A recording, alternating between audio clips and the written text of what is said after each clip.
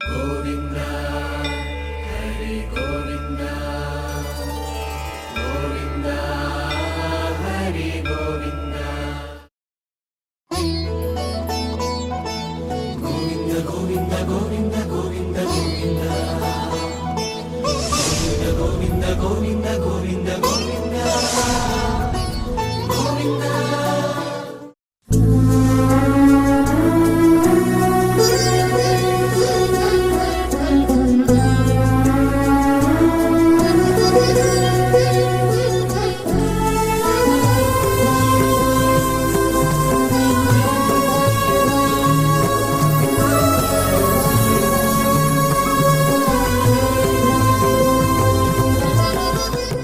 ఓం నమో వెంకటేశాయ. అఖిలాండ కోటి బ్రహ్మాండ నాయకుడైన శ్రీ శ్రీనివాస పరబ్రహ్మ యొక్క దివ్యానుగ్రహ విశేషం చేత తిరుమల తిరుపతి దేవస్థానం వారు నిర్వహించే అనేక ధార్మిక కార్యక్రమాల్లో భాగంగా ప్రతిరోజు మనం శ్రీమన్ మహాభారత అంతర్గత అరణ్య పర్వలోని విశేషాలను యథామతి తెలుసుకునే ప్రయత్నం చేస్తూ ఉన్నాం.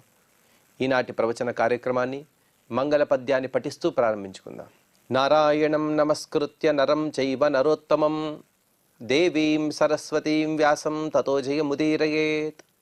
మహత్వాత్ భారవత్వాచ్చ మహాభారతముచ్యతే నిరుక్తమశ్చ యో వేద సర్వపాపైః ప్రముచ్యతే. శ్రీ గురుభ్యో నమః. హరి ఓం.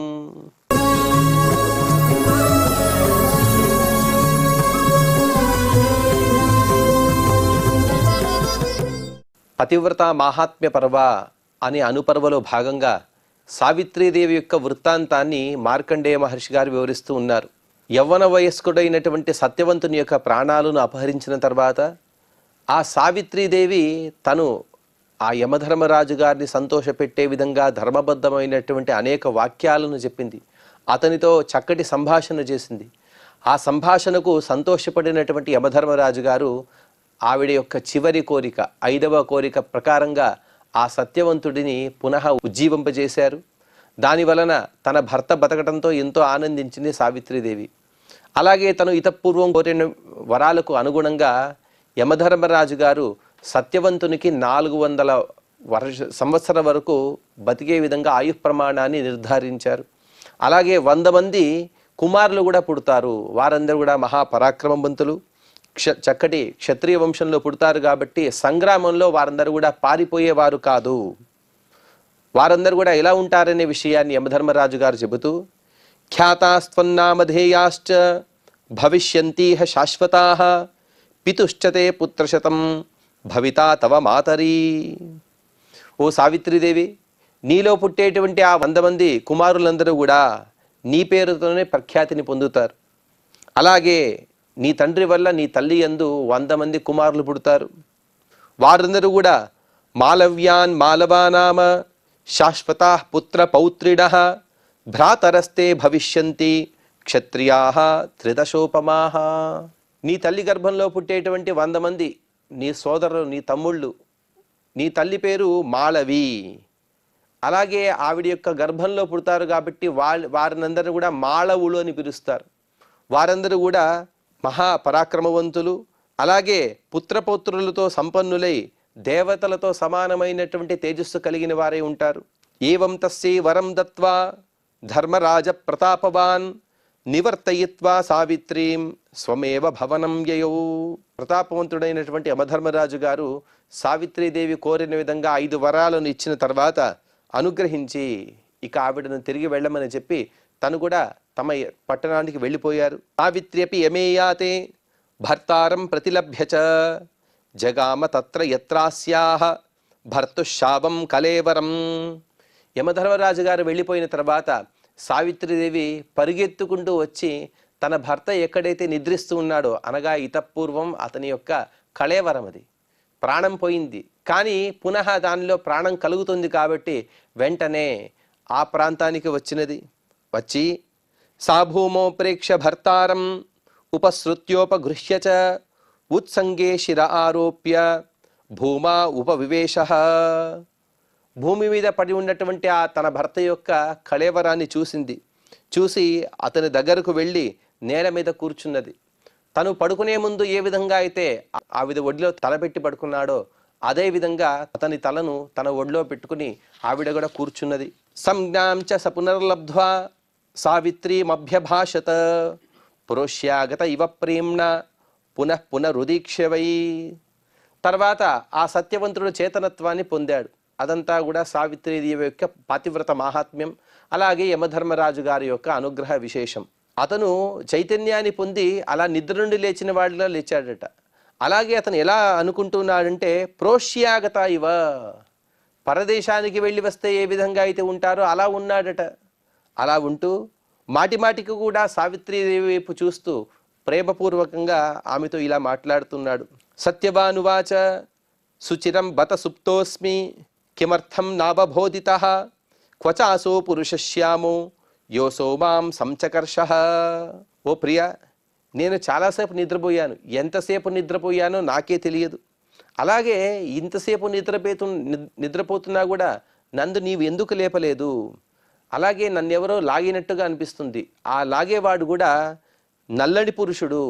ఆ పురుషుడు ఎక్కడ కనబట్టం లేదే.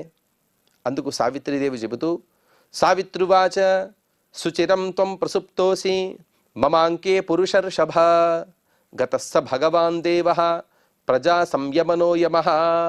ఓ నరశ్రేష్ఠ, వాస్తవమే, మీరు చెప్పిన విధంగా మీరు చాలాసేపు నిద్రపోయారు. అలాగే నా ఒళ్ళో పెట్టుకుని నిద్రపోతూ మీరు చాలాసేపు నిద్రపోయారు కాబట్టి మిమ్మల్ని నేనే లేపలేదు. అలాగే ఆ నల్లని పురుషుడు ఎవరో కాదు, సమస్త ప్రజానీకాన్ని కూడా, సమస్త ప్రాణికోటిని కూడా నియమనం చేసేటువంటి యమధర్మరాజు గారు. అతడు ఇప్పుడు వెళ్ళిపోయాడు. విశ్రాంతోసి మహాభాగ వినిద్రశ్చ నృపాత్మజ యది శక్యం సముత్తిష్ఠ విగాఢాం పశ్య శర్వరీం. మీరు చాలా విశ్రాంతి తీసుకున్నారు. ఇక మీ నిద్ర కూడా భగ్నం అయిపోయింది. ఒకవేళ శక్తి ఉన్నదా? ఎందుకంటే మీరు పడుకునే ముందు చెప్పారు, నాకు నిలబడ్డానికి కూడా శక్తి లేదు, తల విపరీతంగా నొప్పిగా ఉన్నది, అలాగే ఒళ్ళంతా కూడా నొప్పులుగా ఉన్నాయని చెప్పారు. ఆ విధంగా ఇంకా ఏమైనా శారీరకమైనటువంటి ఇబ్బందులు ఉన్నాయా? ఇంకా నిద్రపోవాలంటే పడుకోండి, లేకపోతే మీకు ఇంకా శక్తి వచ్చిందంటే లేవండి. చూడండి, అలాగే దట్టంగా చీకట్లన్నీ కూడా కమ్ముకుంటూ ఉన్నాయి. రాత్రి అయిపోయింది. ఆ సందర్భంలో మార్కండేయ మహర్షి గారు వివరిస్తూ, మార్కండేయ ఉవాచ ఉపలభ్య తతస్సంజ్ఞాం సుఖసుప్త ఇవోత్థితః దిశ సర్వా వనాంతాంశ్చ నిరీక్ష్యోవాచ సత్యవాన్. వెంటనే ఆ సత్యవంతుడు చైతన్యవంతుడయ్యాడు. అలాగే సుఖంగా నిద్ర నుండి లేచిన వాడిలాగా చాలా చక్కటి శరీరాన్ని ఉన్నటువంటి జాడ్యాన్ని తను దులుపుకొని పైకి లేచాడు. లేచి నిలబడి అన్ని దిక్కుల వైపు చూశాడు. మొత్తం అంతా కూడా చీకటిగా ఉన్నది. ఫలాహారోస్మి నిష్క్రాంతః త్వయా సహ సుమధ్యమే తతః పాటయతః కాష్ఠం శిరసో మే రుజాభవత. తను నిద్రించే ముందు ఏదైతే జరిగినదో ఆ వృత్తాంతాన్ని సమస్తాన్ని కూడా తనే గుర్తు తెచ్చుకుంటూ ఉన్నాడు. ఓ ప్రియా, నేను ఫలాల కోసం ఈ వనానికి వచ్చాను, అలాగే నీతో పాటు వచ్చాను.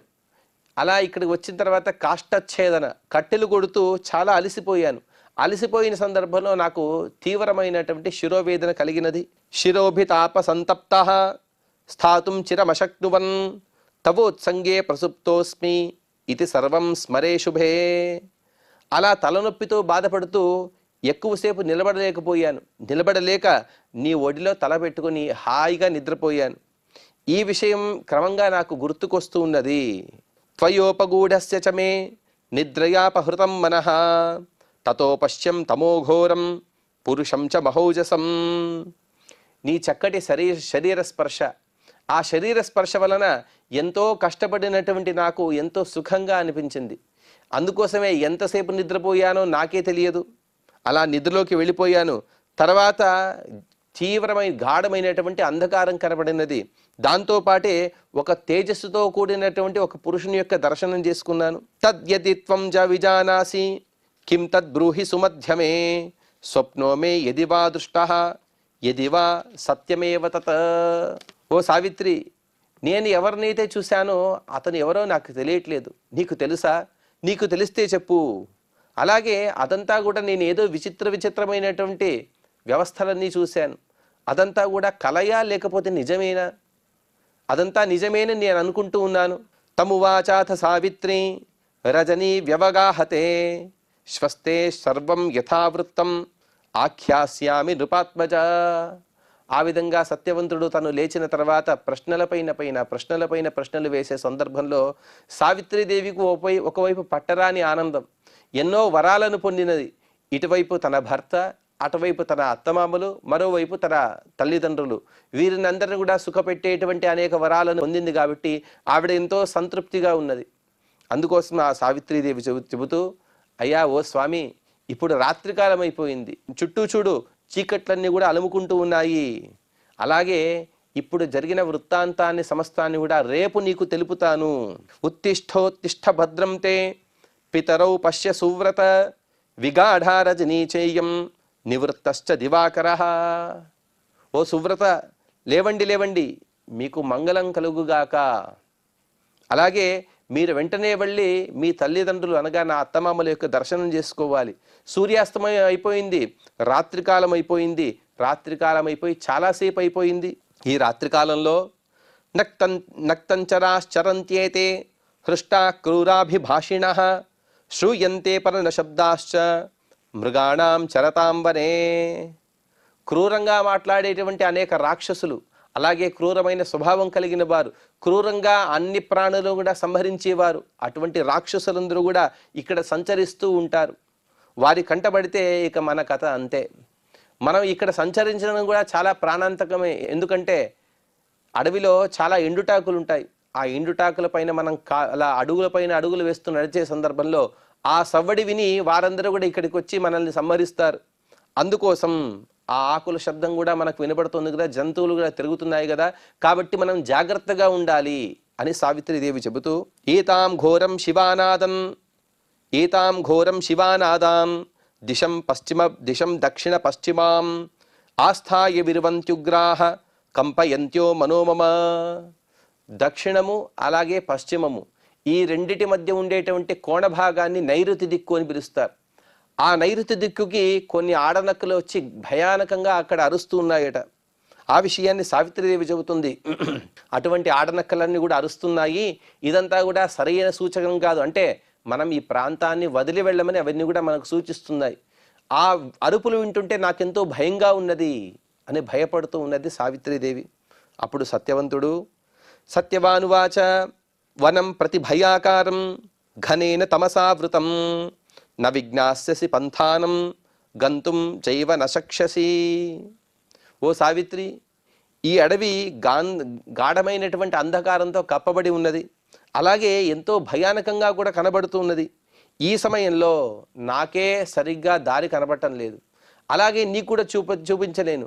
ఒకవేళ నాకు దారి కనబడినా కూడా నీవు ఆ దారిలో నడవలేవు, అంత భయానకమైనటువంటి అడవి ఇదంతా కూడా.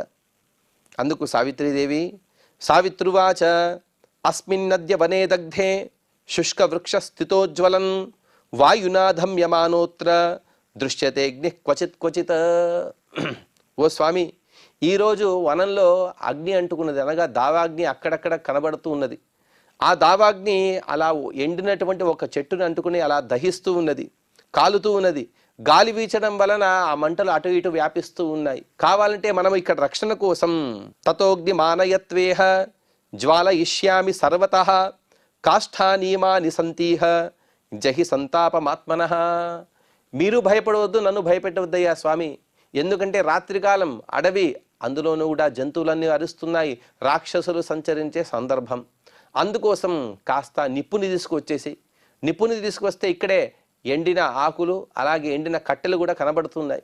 అవన్నీ కూడా మన దగ్గరే ఉన్నాయి కాబట్టి వాటి ద్వారా మనం కట్టెలను వెలిగించి అలా ఇక్కడే ఒకచోటే ఉండిపోదాం, మనకు దిగులుగా కూడా ఉండదు. ఎందుకంటే అగ్ని ఉన్న సందర్భంలో ఏ ప్రాణులు కూడా దాడి చేయలేవు, అవన్నీ కూడా అగ్ని అంటే భయపడతాయి. కాబట్టి ప్రాణుల ద్వారా వచ్చేటువంటి భయాన్ని మనం తొలగించుకోవచ్చు. యది నోత్సాహసే గంతుం సరుజం త్వాంహి లక్షయే నచ జ్ఞాస్యసి పంథానం తమసా సంవృతే వనే స్వప్రభాతే వనే దృశ్యే యాస్యావో అనుమతే తవ వసావేహ క్షపామేకాం రుచిరం యదితే నఘ.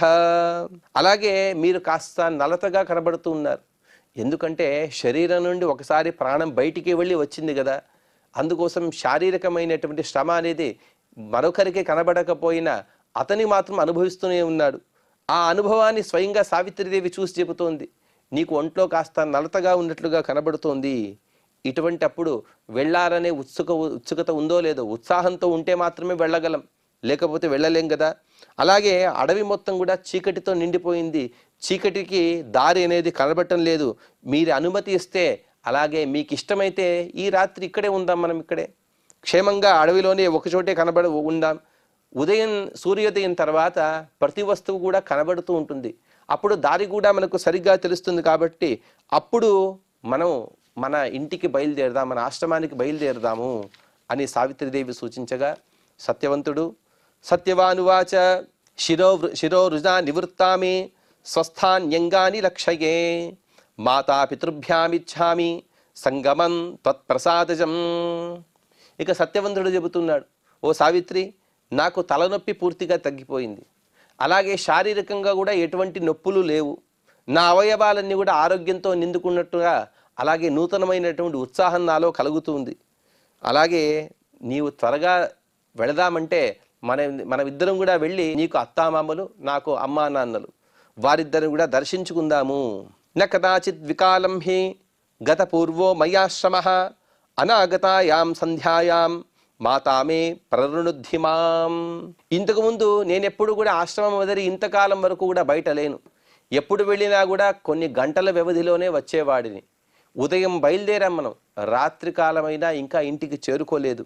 అలాగే సంధ్యా సమయం తర్వాత నేను ఎక్కడికైనా బయటికి వెళ్తే నా తల్లిగారు ఎప్పుడు కూడా వెళ్ళవద్దని నన్ను ఆపేవారు. ఎందుకంటే రాత్రికాలం తర్వాత వెళితే ఎలాగైనా ఎక్కడైనా పడిపోతాడేమో అనే భయంతో నన్ను వెళ్ళనిచ్చేవారు కాదు. దివాపి మయి నిష్క్రాంతే సంతప్యేతే గురు మమ విచినోతి మాం తాతః సహైవాశ్రమవాసిభిః. పగటిపూట కూడా ఆశ్రమం నుండి నేను ఎక్కడికైనా బయటికి వెళ్తే మా అమ్మా నాన్న నేను వచ్చేంత వరకు కూడా బాధపడుతూనే ఉంటారు. అంటే ఒక క్షణం కూడా నన్ను వదిలి వారు ఉండలేరు. అలాగే నేను రావడం కాస్త ఆలస్యమైతే చాలు, మా అమ్మా నాన్నలో లేనిపోని హడావుడి చేసి చుట్టుపక్కల ఉండేటువంటి ఆశ్రమవాసులందరినీ పిలిచి వనం మొత్తం కూడా వెతుకుతూ ఉంటారు. అంత బాధపడేవారు మా అమ్మ నాన్నగారు. మాతా పిత్రాచ సుభృశం దుఃఖితాభ్యామహం పురా ఉపాలబ్ధశ్చ బహుశః చిరేనాగచ్చసీతిహ. మా అమ్మ నాన్న ఎన్నోసార్లు ఇలా వెళ్ళినప్పుడు ఎంతో బాధపడ్డారు. ఎంతో బాధపడి నేను ఆలస్యంగా రావడం చూసి వారు చాలాసార్లు ఆక్షేపించారు, నన్ను తిట్టారు. అందుకోసం నేను ఈరోజు ఇంత ఆలస్యమైందంటే అక్కడ వారు ఎంత భయపడు ఉండవచ్చో ఏమో. అందుకోసమే కాత్వస్థా తయోరద్య మదర్థమితి చింతయే తయోరదృశ్యే మయి చ మహద్దుఃఖం భవిష్యతి. సామాన్యంగా పిల్లలు కనబడకపోతే తల్లిదండ్రులు ఆవేదనతో ఏమైనా చేసుకోవచ్చు. అటువంటి అవస్థను తను ఆలోచిస్తూ ఈ సత్యవంతుడు చెబుతున్నాడు, ఈరోజు ఇంతసేపు కూడా నేను కనబడడం లేదు కదా, అందుకోసం వారి అవస్థ అక్కడ ఏమై ఉంటుందో ఏమో. ఆ ఆలోచన ఆ విధంగా ఆలోచిస్తూ ఉంటేనే నాకెంతో బాధగా ఉన్నది. అలాగే నన్ను చూడకపోతే వారెంతో దుఃఖిస్తూ ఉంటారు కదా. పురా మామూచితశ్చైవ రాత్రా వస్త్రాయ మాణకౌ భృశం సుదుఃఖితౌ వృద్ధౌ బహుశ ప్రీతి సంయుతౌ. ఇంతకు ముందు మాట, నా వృద్ధ మాతాపితరులు ఇద్దరు కూడా ఒకనాటి రాత్రి చాలా బాధపడి ఏడుస్తూ నాతో మాటి మాటికి కూడా ప్రేమపూర్వకంగా ఈ విధంగా చెప్పారు. ఎప్పుడో జరిగిన వృత్తాంతాన్ని సత్యవంతుడు ఇక్కడ గుర్తు చేసుకుంటున్నాడు. తల్లిదండ్రులు ఇద్దరు చెప్పినటువంటి మాటలను చెబుతూ, త్వయాహీనో నజీవావహ ముహూర్తమపి పుత్రక యావద్ధరిష్యసే పుత్ర తావన్నో జీవితం ధ్రువం.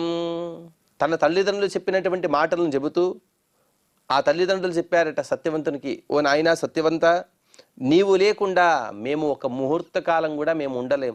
అనగా దాదాపుగా 48 నిమిషాల లోపల నీవు ఎక్కడికైనా వెళ్ళినా వెంటనే మాకు కనబడాలి.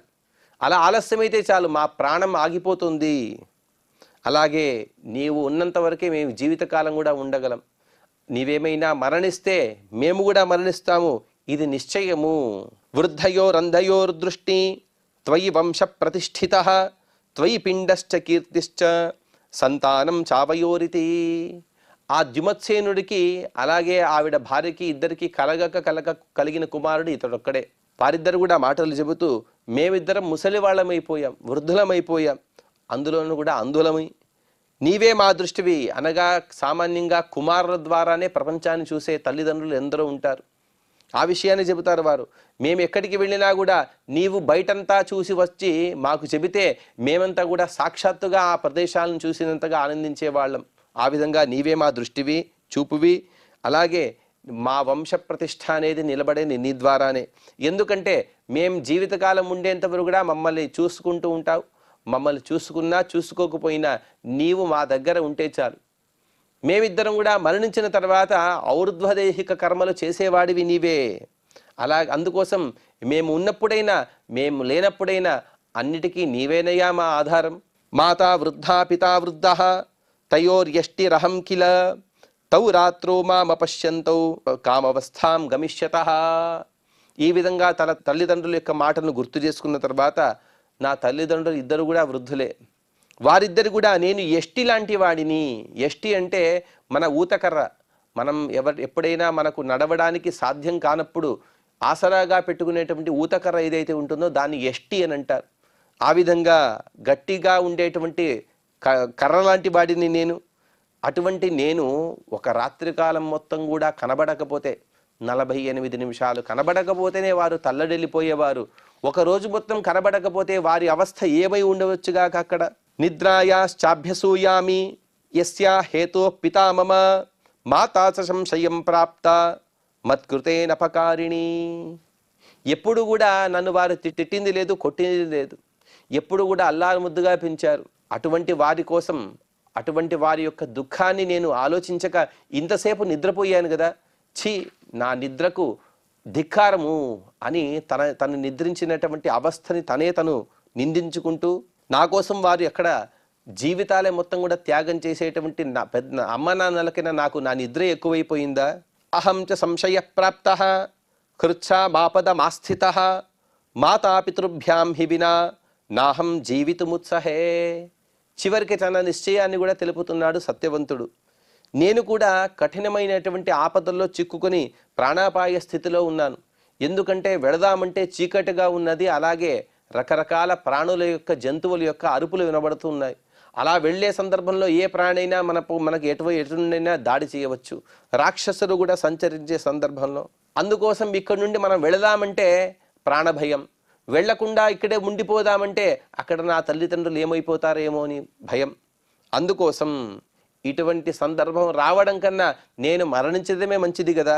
వ్యక్తమాకులయ్యా బుద్ధ్యా ప్రజ్ఞాచక్షు పితామమ ఏకైకమస్యాం వేలాయాం పృచ్ఛత్యాశ్రమ వాసినాం. ఖచ్చితంగా కూడా ఈ పాటికి అందులైనటువంటి నా తల్లిదండ్రులందరూ కూడా ఆశ్రమవాసులందరినీ లేపి నా కోసం వనం మొత్తం కూడా గాలిస్తూ ఉండవచ్చో ఏమో. నాత్మాన మనుషోచామి యథాహం పితరం శుభే భర్తారం చాప్యనుగతాం మాతరం పరిదుర్బలాం. ఓ సావిత్రి, నా గురించి నేను ఎప్పుడు కూడా దుఃఖాన్ని పొందలేదు. ఎందుకు అంటే మా నాన్న అయినా అలాగే మా తల్లి అయినా వారే నాకు జీవితం మొత్తం కూడా. మా నాన్న గురించి, ఆయనను అనుసరించేటువంటి నా దుర్బలమైనటువంటి మా అమ్మ గురించి ఎప్పుడు కూడా నేను ఆలోచిస్తూ ఉంటాను. వారంటే నాకు అంత ప్రీతిపాత్రులు. మత్కృతే నహితావద్య సంతాపం పరమేష్యతః జీవంతావను జానామి భర్తవ్యౌ తౌ మయేతిహ తయోః ప్రియం మే కర్తవ్యం ఇది జానామి చాప్యహం. నా తల్లిదండ్రులు ఇద్దరు కూడా ఈరోజు ఎంతో బాధపడి ఉంటారు. ఎందుకంటే ఇంతసేపు నేను కనబడలేదు కాబట్టి. వారు జీవించి ఉంటారని నేను ఇప్పుడు జీవిస్తూ ఉన్నాను.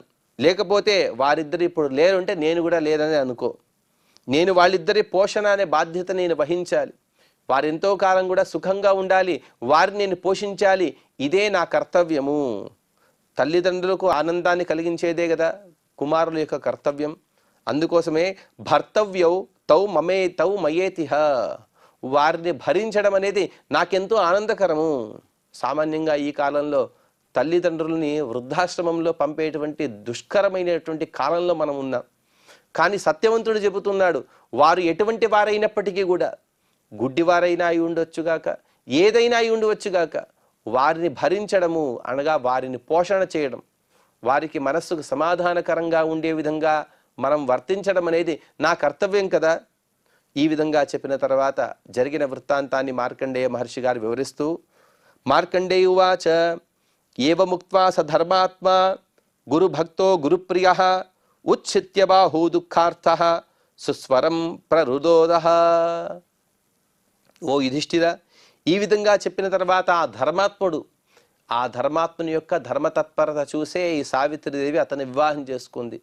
అలాగే గురుభక్తుడు, గురువు అనగా తన తల్లిదండ్రులు, గురువుకు వారిపైన అధికమైనటువంటి భక్తిని కలిగిన వాడు, గురుప్రియుడు, వారిద్దరు కూడా అత్యంత ప్రీత్యాస్పదుడు.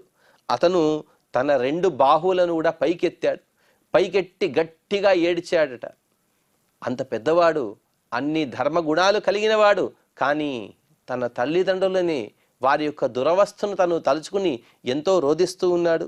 తతో బ్రవీత్ తథా దృష్ట్వా భర్తారం శోకకర్షితం ప్రమృజ్యాశ్రుణి నేత్రాభ్యాం సావిత్రి ధర్మచారిణి.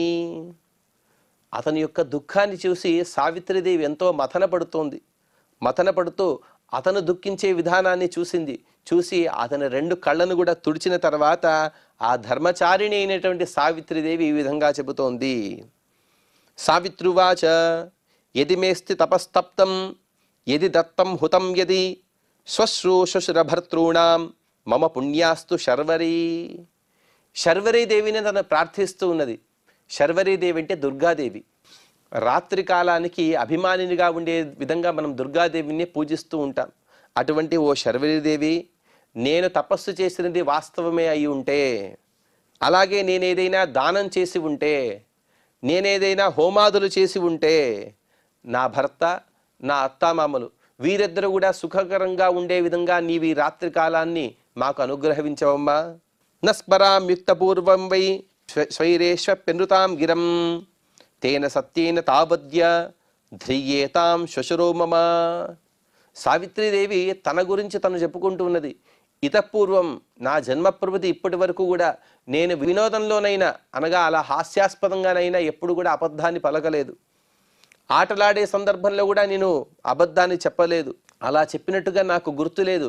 అలా నేను సత్య తత్పరతతో ఉండేదైతే అనగా సత్యవాక్ పరిపాలన అనేది నా ధర్మమై ఉంటే, నేను ఎప్పుడు కూడా సత్యవరంగా మాట్లాడి ఉంటే, నా అత్తామామలు వీరిద్దరు కూడా జీవించి ఉండుగాక అని తను ప్రతిజ్ఞ చేసిన తర్వాత సత్యవంతుడు చెబుతూ ఉన్నాడు.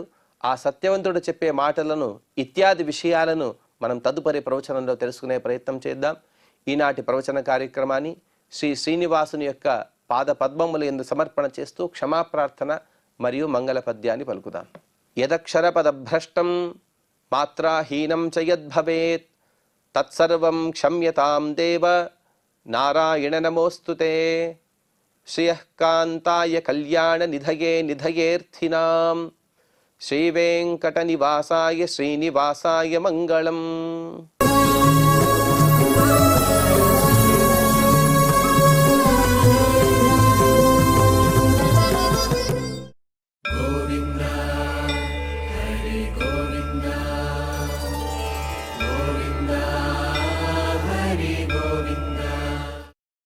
Oh